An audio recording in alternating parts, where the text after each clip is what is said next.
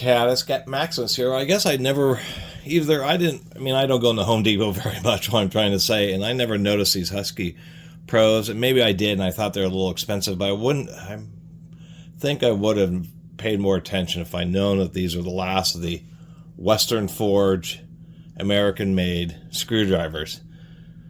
Western Forge, for a long time, they were known for being a contract tool manufacturer, making tools for craftsmen as well as many other brands, obviously Husky being one of them. Ended up being purchased by Ideal Industries and being shut down in 2020, relatively recently. So these screwdrivers are going to be the last of the Western Forge American-made screwdrivers. For a while, they had a screwdriver plant, I believe, in like North Carolina or something like that. Ran that for a few years and then ended up shutting it down. They were actually a company based in Colorado Springs, and that's why they were called Western Forge. Pratt & Reed was also who made similar comfort grip screwdrivers. Here's an old actually I don't know how old this is, but it's an American-made Klein, and this is how they weren't overmolded. They were simply two-piece handles. You have an acetate handle, and then you have a comfort grip that slides over it. And the idea was that you got a little bit more cushion out of it and a little bit more reliability. And it's a little bit cheaper because you don't have to have the double molding process. You can just have a mold for the handle, a mold for the grip, and you push them both on. Kind of nice gold lettering. Obviously, this one's like brand new. They sold these in sets, and so eventually I'd like to pick up a set. I kind of like the gold printing. And I like the fact that they are the two-piece traditional comfort grip, just a little bit more modernized. Instead of being straight, a little bit more tapered, as we can see. It's just a little bit more girth, but I do like these raised areas, these ridges here. They definitely do help improve grip. And I do like this. That is actually a forged portion on that. It's a square shank, so you can grab a hold of this with the wrench and pliers to get additional force. I do like that the stem goes deep into the handle.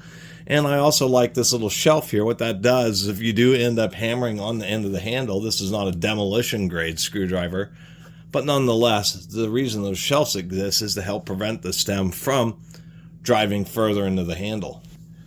And that's reminiscent of these Stanley 100 series. Actually, I think Stanley still sells the 100 series, but they've gone through various iterations, and the boron steel shaft ones are arguably some of the best American-made screwdrivers ever made. Boron steel is the same as heavy-duty lock shackles.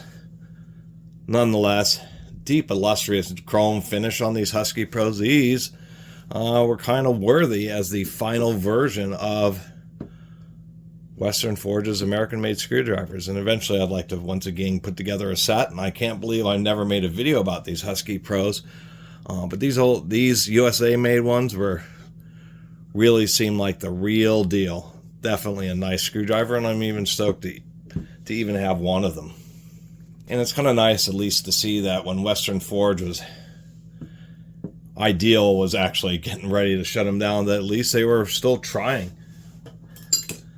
In my next video, I'm going to talk about one of the last of the New Britain ratchets, and this thing is absolutely terrible.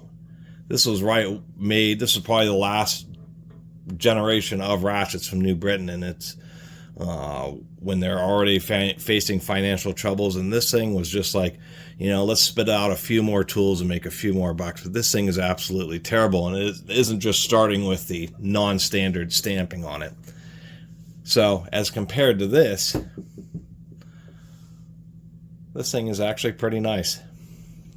And just wanted to share it with you. All I did is find this one screwdriver, but you find one screwdriver and you really look at it and you say, oh, this is kind of a nice piece. You become aware of it and you say, I'll try to hunt down a set on eBay. Maybe there's, some sets of these still sitting in the end of the clearance section. Just because they are screwdrivers, they tend to have lots of sets of those, and although they're popular items, they're not like, wrenches and ratchets, which people tend to snap up real quickly when they go on clearance. Anyway, thanks for watching. See you next time.